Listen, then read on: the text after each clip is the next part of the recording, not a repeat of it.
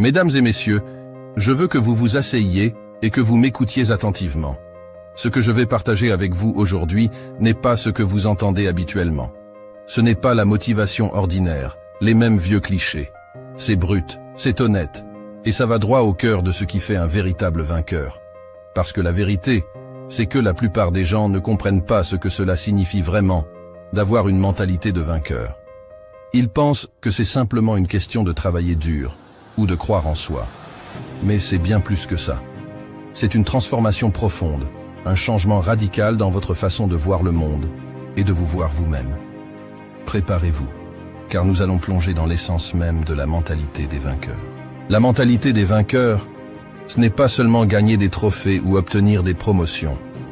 C'est une façon d'aborder chaque jour, chaque défi, avec une détermination inébranlable. C'est refuser d'être défini par vos échecs et vos peurs. C'est être prêt à tout sacrifier pour atteindre vos objectifs. Vous voyez, la plupart des gens se contentent de vivre une vie médiocre parce qu'ils ont peur de sortir de leur zone de confort. Ils ont peur de prendre des risques, peur de l'inconnu. Mais les vrais vainqueurs embrassent l'incertitude. Ils savent que la seule chose qui se tient entre eux et le succès, c'est leur propre mentalité. Beaucoup pensent que les vainqueurs sont ceux qui ont eu la vie facile, ceux qui ont été bénis avec des talents naturels ou des ressources infinies. Mais en réalité, les véritables vainqueurs sont forgés dans l'adversité. Ce sont ceux qui ont traversé des moments de désespoir, de douleur et de perte, et qui ont refusé de se laisser abattre. Prenons l'exemple de Viktor Frankl, un survivant de l'Holocauste, qui a perdu toute sa famille dans les camps de concentration.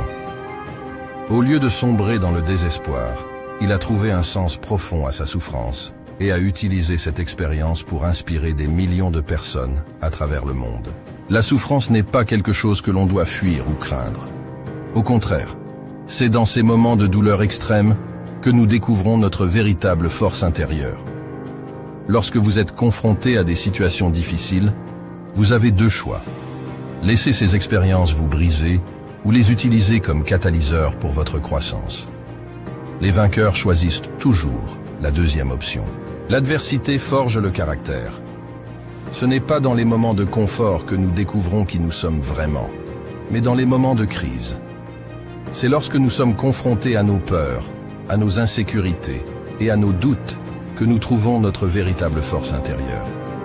Les vainqueurs utilisent ces moments pour renforcer leur caractère et définir leur identité. Les blessures émotionnelles et mentales que vous portez peuvent devenir vos plus grandes forces si vous choisissez de les transformer en sagesse. Chaque expérience douloureuse que vous traversez vous offre une leçon précieuse sur la vie, sur les autres et surtout sur vous-même. Les vainqueurs apprennent à tirer des enseignements de leur souffrance et à utiliser ces connaissances pour se développer et aider les autres. La mentalité des vainqueurs est indissociable de la manière dont ils gèrent l'adversité. Chaque défi est une opportunité de grandir, chaque échec une leçon précieuse et chaque douleur une chance de se renforcer. La discipline est au cœur de la mentalité des vainqueurs.